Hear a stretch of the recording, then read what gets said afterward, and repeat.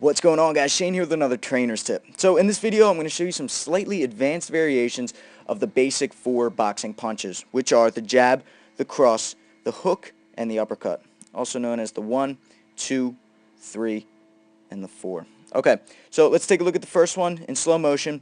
Alright, this is a basic jab, okay? Basic fundamentals, stepping in to close off the distance, popping off a jab, okay? Boom.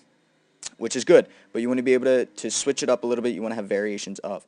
The one that I love throwing is the slip jab. Okay, so watch, before we demonstrate this, I'm going to outline my head here. Now imagine that you're throwing a jab of your own, trying to hit me in the head. As you do that, I'm going to slip and fire off a jab of my own, alright, causing you to miss. How do I do it? I do it by bending my knees, compressing down, I'm sticking my butt out, alright, and I'm just moving over to my right, okay, just compressing down, making yourself a smaller target. Alright, so let's clear this. Let's take a look at this again from the side, because you can also go to the body with it. Alright, slip, boom. Alright, right to the body. Okay, so again, you're just getting your head out of that center line, moving out of the way as you're firing a jab of your own. Alright, let's move on to the next one. So the next punch is a cross. Let's take a look at a cross. Boom. Basic. Let's watch it again from the side in slow motion. Boom. Pivoting on that rear foot and firing off a cross. Great power punch. But again, let's see a different variation. So we're going to watch this one in slow motion. I call this punch the Scotty Boy punch. I don't know if there's a real name for it, but it's a punch that Pacquiao likes to throw a lot. He threw it against De La Hoya a lot. Okay. So what you're going to do, notice what I'm doing here. I'm twisting my hips a little bit in this direction so that I can put this rear shoulder in the lead. Okay. Let me just show this frame by frame what I'm doing. Here I am in my basic stance, but I'm going to slowly twist so that I'm here. Okay. Which puts my right arm now in the lead. It now becomes my jabbing hand. You see that? So the rear shoulder is now closer to you than it was before. Let's just rewind that again real quick. The right shoulder is further away. The right shoulder is now closer to you, which means the punch has to travel a shorter distance to get to you. And just like a jab, I'm going to pop it out there. Boom. Okay, that's the Scotty Boy punch. Noticing my feet. Okay, so I am stepping in a little bit as I throw this. Watch as I throw this punch. Boom. Okay, both feet are going to step in so I can close off the distance. Let me clear these arrows away and we're going to watch it from the side view. Okay, great punch. Not a ton of power, but it lands a lot. Very deceptive. Turn. Okay, I'm putting that rear shoulder in the lead now. You can see that. And from here, I'm just going to fire that punch off like a jab. Okay, boom. Just like that. Beautiful punch. All right, great one to practice. Again, don't worry about it having a lot of power. It's not about power. It's about landing the punch. All right, let's move on to the next one, which is the hook. Okay, let's see this.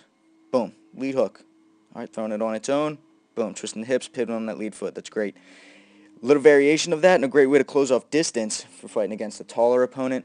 All right, or if you just need to get on the inside, is the gazelle punch. We're going to watch this in slow motion. So, boom, I like to roll and I leap in with this punch. Okay, let's watch it again from the side. Okay, pay attention to the footwork, pay attention to the movement. Okay, we're going to be moving a lot in this direction, so that, like I said, we got to close off the distance.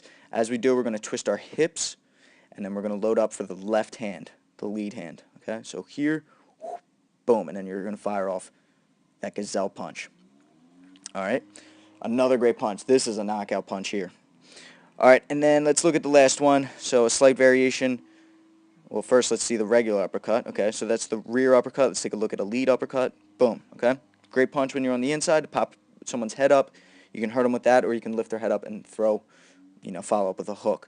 Variation of, and some people will disagree with me, but I've thrown it and it works, and I've been hit with it, and it works. Again, pops the head up, it comes at a weird angle. It's just a long uppercut, guys, okay?